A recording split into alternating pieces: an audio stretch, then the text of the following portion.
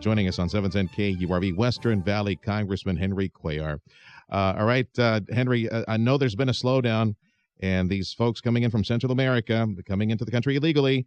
What do you know? Because you got an update that's coming up today. What do you know that is taking place on the ground in Honduras to communicate this to parents and to folks before they leave the country that they're going to be caught and they're going to be sent back?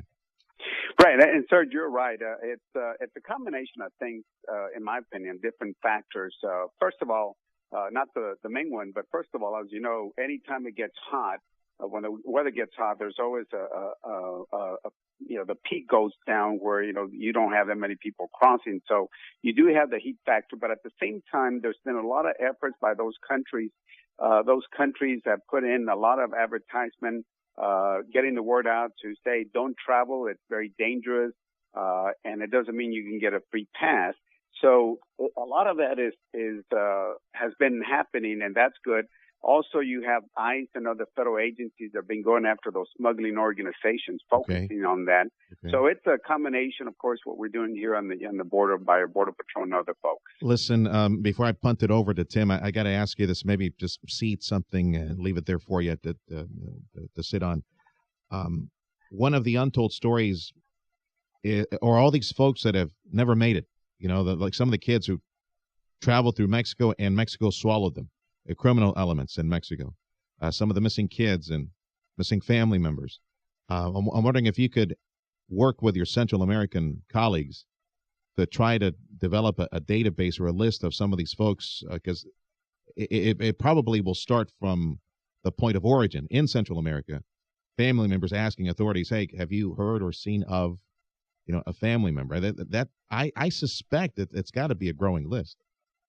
Absolutely, and you're right. I mean, a lot of times we just focus on the people that made the dangerous trek and they got over here, but what about the ones that never got here? Either they died, were killed, or were put into some sort of prostitution or other type of labor, and that's unfortunately those folks that we have to look at.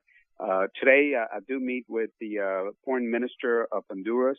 And the ambassador from Honduras. We're going to have a good conversation. We also have the head of the unaccompanied kids section of the department coming in from Washington. So we have this meeting, and we're going to be talking about what Honduras and the other countries have done. And certainly I will bring that at that point. It's a very important point that you're making there. Congressman Henry Cuellar from our Western Valley joining us on 710 KURV. Congressman Tim Sullivan here. So how successful would you say these countries have been in deterring their young kids from leaving their countries? Because in Honduras, especially, how do you do that? When you have young people in some of these gang-ravaged cities there, they have no choice but to get out if they want to live. And unfortunately, that's not an exaggeration for a lot of those kids. Right, and you're right. I mean, at the beginning, they were not doing a very good job. People were just coming over in large amounts, and Honduras was sending a lot of them. I do understand the violence and the poverty factors that are involved, but at the same time, there's some very interesting dynamics. Why is it? Well, Honduras has about 90 murders per 100,000, highest.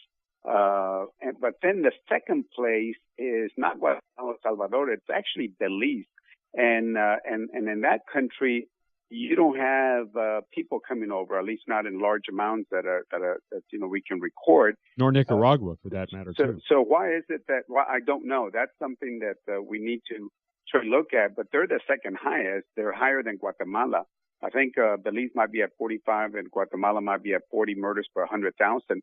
So why is it that in that country are not heading over here? So I don't want to underscore the violence or the poverty areas. Those are factors that we got to work with those countries. But those type of dynamics always get attention. But certainly I think the countries are doing better at getting the word not come and make this dangerous trek. Hey, Henry, now that the focus seems to be moving away, or actually has completely moved away from the border, are you concerned that Washington will again suffer ADD and start chasing other squirrels and not focus on immigration issues when you get back? Yeah, I think you're right. That's one thing that I think we're going to see. The other thing is, I'm going to send you an article that came out yesterday, which is something that I've talked about. Behind the scenes of the White House and how they were involved, and in their proposal and not so proposal, sending the facts without the White House letterhead on it to one of the senators, and I had been told that by another senator, and it's a fascinating story, and part of this led to why we were not able to do something, the vacillation from the White House. And again, I don't want to be critical, but it's a very interesting story that came out by David Simon. Okay, I'll look for that article. Thanks, Henry. That's Western Valley Congressman Henry Cuellar joining us on 710 KURV.